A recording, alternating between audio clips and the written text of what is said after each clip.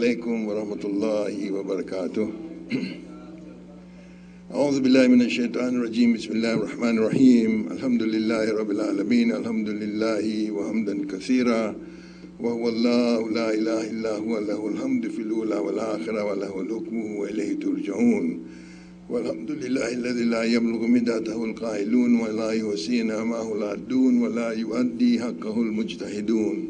والصلاة والسلام على سيدنا ونبينا أشرف الأنبياء والمرسلين رحمة للعالمين خاتم النبيين شفيع المذنبين أبي القاسم محمد.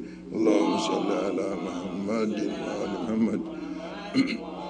والصلاة والسلام على آله وأهل بيته الطيبين الطاهرين كما قال الله سبحانه وتعالى في كتابه الكريم وهو أصدق القائلين. أعوذ بالله من الشيطان الرجيم. بسم الله الرحمن الرحيم. إنما يريد الله ليذهب عنكم رجس أهل البيت ويطهركم تطهيرا. اللهم صل على محمد أما بعد رب اشرح لي صدري ويسر لي أمري واحلل عقدة من لساني يفقهوا قولي. آمين يا رب العالمين. All the praise and all the glory belong to Allah subhanahu wa ta'ala.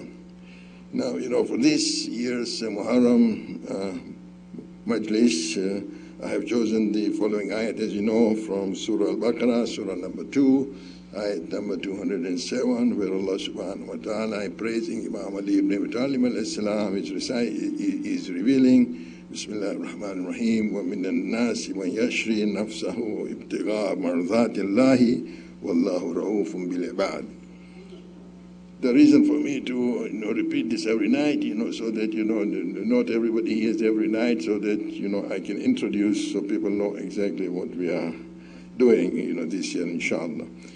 And the translation of this beautiful ayat, this noble ayat in the Quran is, and there is a type of man who gives his life to earn the pleasure of Allah, and Allah is full of kindness to his abd, to his devotees.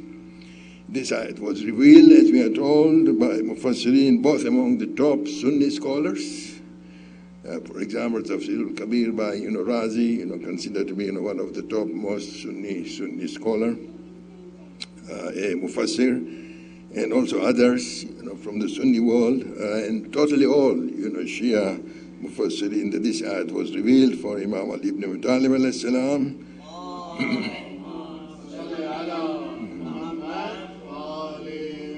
When Imam Ali, took to sleep in the bed of Rasulullah, so that Rasulullah could escape from Mecca for the hijrah to Medina. So we want to look together in this year's Muharram Majlis, the role played by Imam Ali in helping the Risalat of Rasulullah, and at the same time take the opportunity to learn and understand the seerah of Rasulullah, because I told you that we will never be able to understand Islam fully until we really totally understand the seerah of Rasulullah sallallahu alaihi wasallam.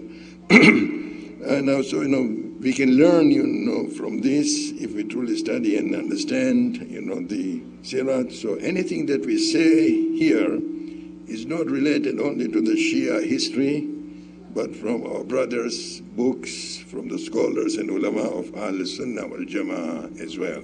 Sallu ala Nabi, Allahumma salli ala.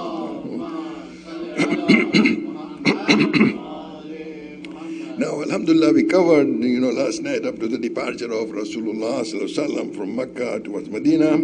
This is termed, as the hijrah of Rasulullah, and our calendar begins with this important journey that will change the history of the world. We will see the great importance of this, inshallah, step by step.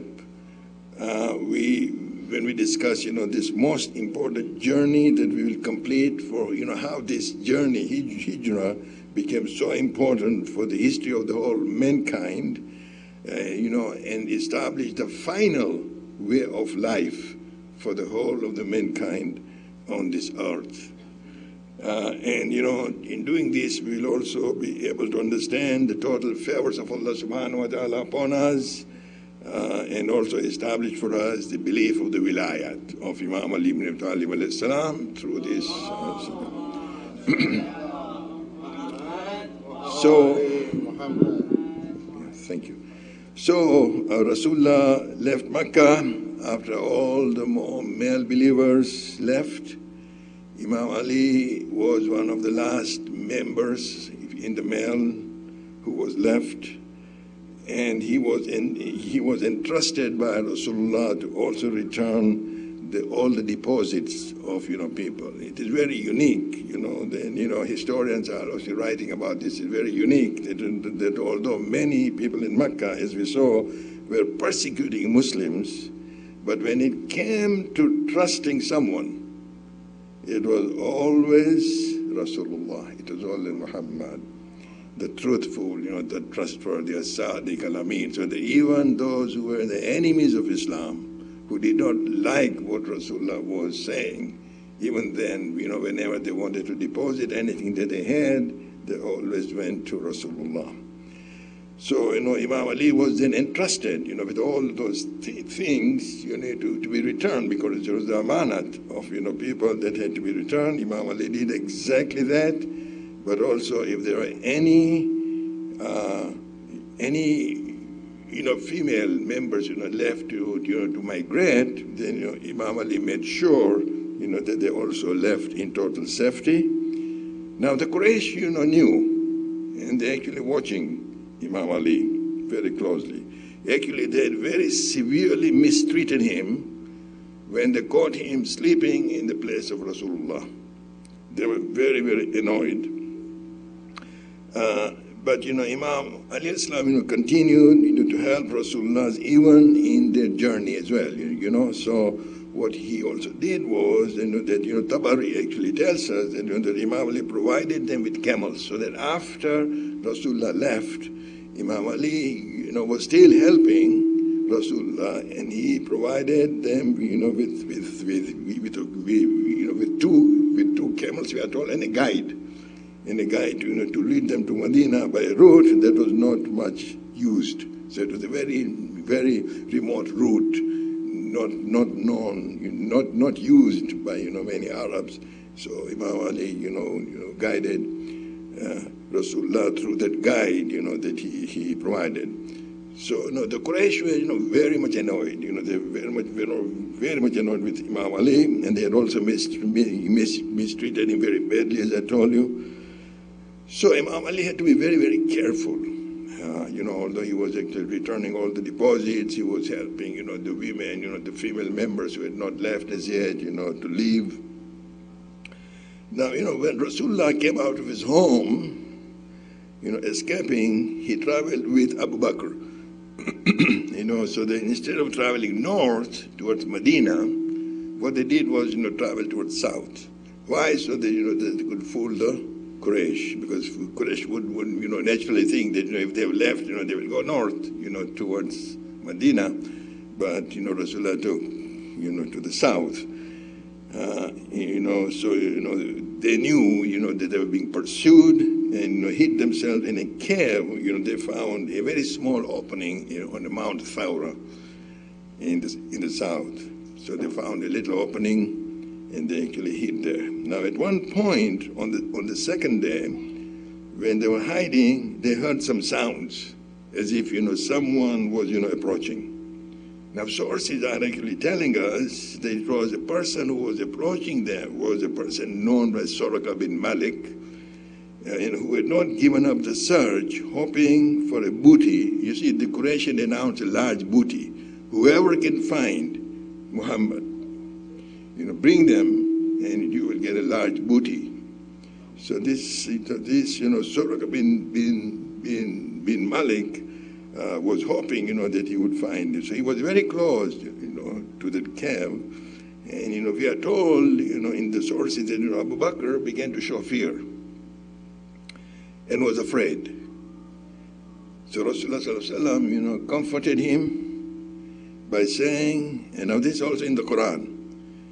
The Quran actually tells us, Rasulullah told him, La tahzan, Allahu ma'ana. Don't be afraid. Allah is with us. Now this is actually revealed in Surah At-Tawbah. So if you want to look at Surah At-Tawbah, which is Surah number 9, look at ayat number 40, the whole ayat, reads, like this. Bismillah ar-Rahman ar-Rahim.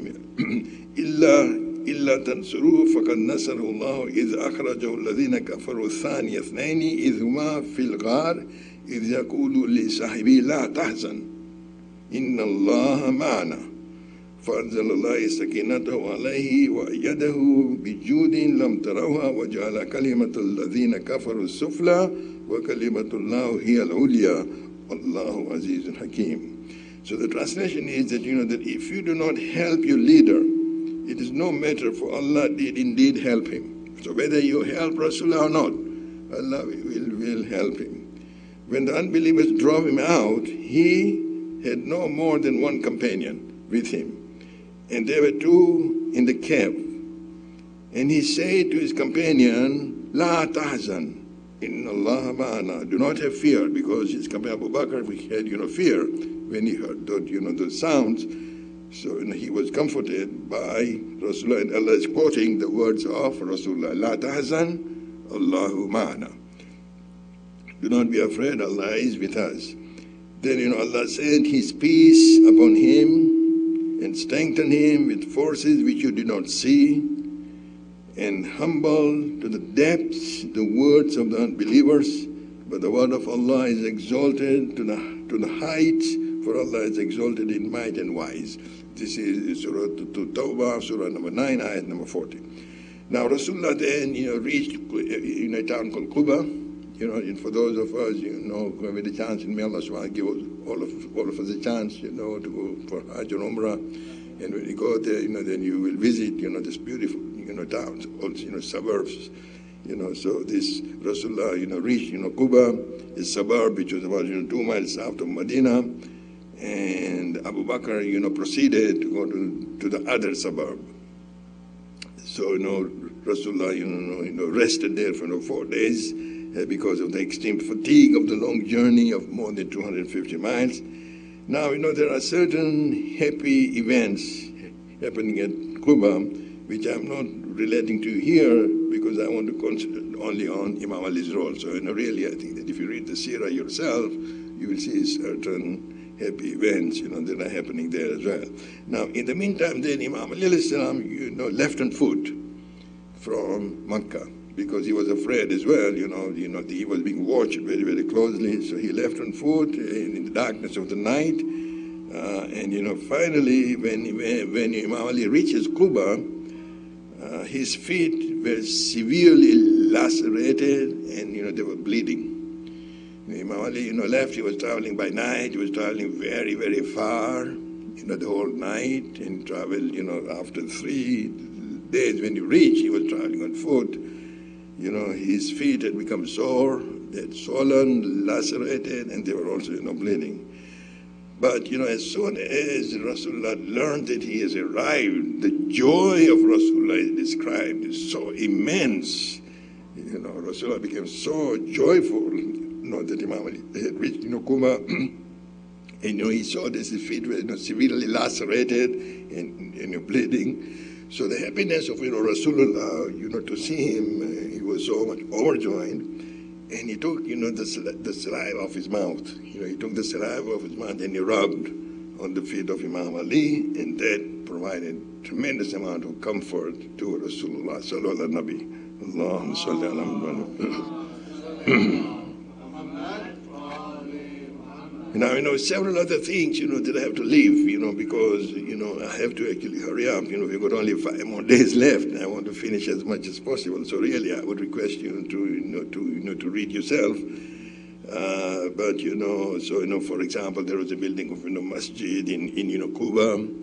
There was a first Jumu'ah Salat, that was recited or prayed by Rasulullah in a place called Rinwana, which is near there, and also then the final grand entry to Medina. So all those things I'm leaving out, but they are very, very important. Now it is then in Medina that Rasulullah's masjid is built. A simple masjid, we are told about 54 yards by 60 yards, but words cannot describe the importance of that masjid until now. That is Masjid Nabawi. that was starting from very simple thing. They did not even have, the ceiling. The ceilings were actually, the palm leaves. There was no mimbar. There was one tree, cut, and the palm of it was, so Rasulullah was actually leaning on the palm of the tree, on the trunk of the tree, and was giving the khutbah. And we are also told that when the mimbar was built, there was a sound, lamenting sound coming out of the trunk. Because now Rasulullah is not going to be standing on the trunk, it's going to be sitting on the mimbar. So, the importance of that masjid cannot be put into the words. Now, while they were building this, masjid in Medina, at one point, very affectionately, Rasulullah sallallahu put off the dust, fallen over Ammar's body, Ammar body, and he prophesied, that he will grow old and will finally fall under the sword of rebels. I want you to understand, I want you to actually remember this, Ammar. Ammar was, the very first, very early companion of Rasulullah, Ammar bin Yasir and his wife and his mother. They were the first, converts of, Islam, and he was a very young man, young boy. But here was a prophecy. Now I discussed with you one prophecy yesterday about your Tabbat Yada Abi Lahabin wa Tabba, and I told you that our prophecy was actually fulfilled exactly. This is another prophecy. This prophecy is now, Rasulullah is giving this prophecy about Ammar, that Ammar will grow old, and eventually he will be killed by the forces that are Baghi, that are, rebellious forces. Now, it's very, very unique, so when you read the complete history, after the wafat of Rasulullah, and in the time of Imam Ali, when Imam Ali is now going into the battle of Siffin, people are very confused, because, Muawiyah had really instituted a very successful propaganda machinery. A very successful propaganda. So people were very confused that who is on the haq? Haq pe kaun hai? Is it Muawiyah or is it Imam Ali? There was lots of confusion, lots and lots of confusion in the time of the Battle of Siffin. Now, as the Battle of Siffin was actually taking place, Imam Ali's forces were actually winning. But at that time, somebody killed Ammar. Ammar, by that time, had already grown very old, and he was in the army of Imam Ali in the Battle of Siffin. When he got killed, suddenly people in the Muawiyah's forces began to remember this prophecy. Rasulullah had prophesied that Ammar will grow old, and he will be killed by the forces that are Baghi forces. People suddenly realized that this is Baghi force. Muawiyah's force is Baghi. And the tables began to turn. Imam Ali's force, began to win. And, there was a trick played. So, I'm not going into that part of history. But, just to tell you that, that this is how it actually happened. This prophecy, that how this prophecy also came to be true. So each and every prophecy that we will see, you will see that it comes exactly, correctly to the letter. So, this is proof of the authenticity of Islam, authenticity of Rasulullah, authenticity of the Quran, very clearly. Now, close to one side of the masjid, there were apartments, they were actually constructed for Rasulullah and his family. On the other side, there were rooms, that were provided for the poorer companions. There were many poorer companions, who did not have house of their own. So these rooms were actually provided to them. And this area where these people lived, the poor companions, they are called Safa. So Ashab is Safa, those, companions were actually, later on, some companions, build their homes close to the masjid. There's a matter attached to the masjid. So if here is a masjid, there are homes outside, of companions. And, they have that door. They have the back door entering straight into the masjid. So companions had their houses also built, attaching to the masjid with the doors entering straight into the masjid. It was very convenient, for them. So one day, while the companions were, sitting in the masjid, a voice was heard asking them to close their doors.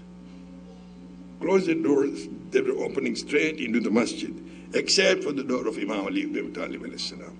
Sallallahu alayhi wa sallam.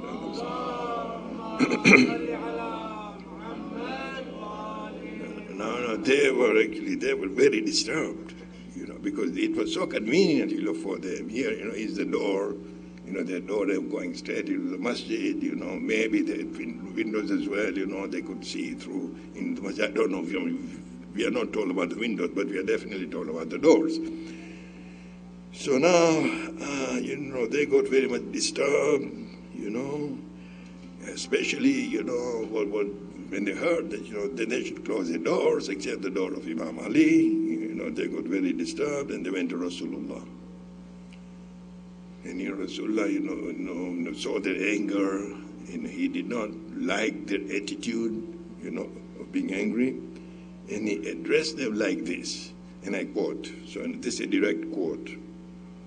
He said, translated into English, he said, verily, Allah ordered his apostle Musa to build a holy masjid, and he allowed Musa, Harun, and the two sons of Harun to live therein.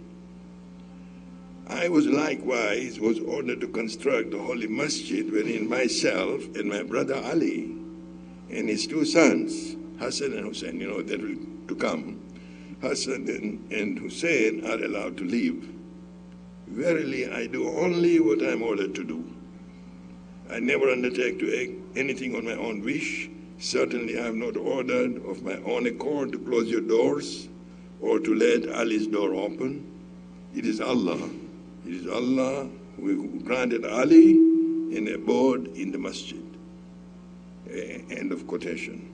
So you see, this was a direct order from Allah subhanahu wa ta'ala.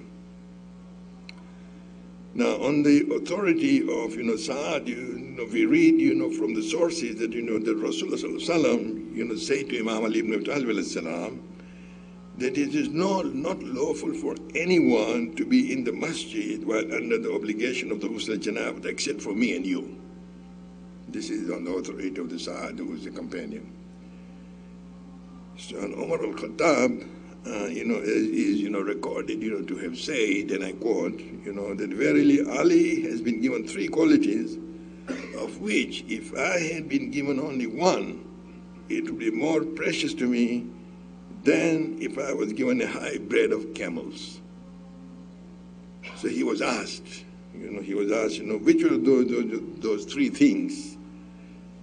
And he said that, first, he said that Ali's marriage to Fatima Zahra, Salamullahi alayha, which we shall see occurred in the second.